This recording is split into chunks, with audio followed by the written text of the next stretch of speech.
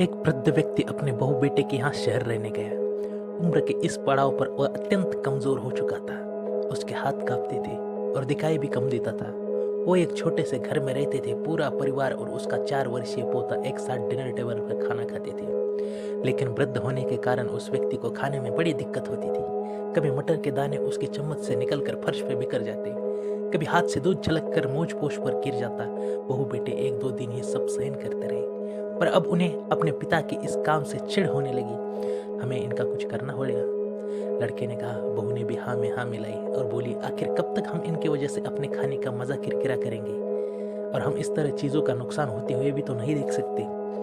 अगले दिन जब खाने का वक्त हुआ तो बेटे ने एक पुरानी मेज को कमरे के कोने में लगा दिया। अब बूढ़े पिता को वही अकेले बैठकर अपना भोजन करना था। यहाँ तक कि उनके खाने के बर्तनों की जगह एक लकड़ी का कटोरा दे दिया गया था, ताकि अब और बर्तन ना टूट फूट सके। बाकी लोग पहले की तरह ही आराम से बैठकर खाते, और जब कभी कभार उस बुजुर्ग की तरफ देखते तो उनके आंखों में आंसू दिखाई देते। यहाँ देखकर बहू बेटे का मन नहीं पिघलता। वो उनकी छोटी से छोटी गलती पर ढेरों सारी बातें सुनाती। वहाँ बैठा बालक भी यह सब बड़े ध्यान से देखता रहता और अपने मस्ती में मस्त रहता। एक रात खाने से पहले उस छोटे बालक को उसके माता पिता ने जमीन पर बैठकर कुछ करते हुए देखा। तुम क्या बना रहे हो?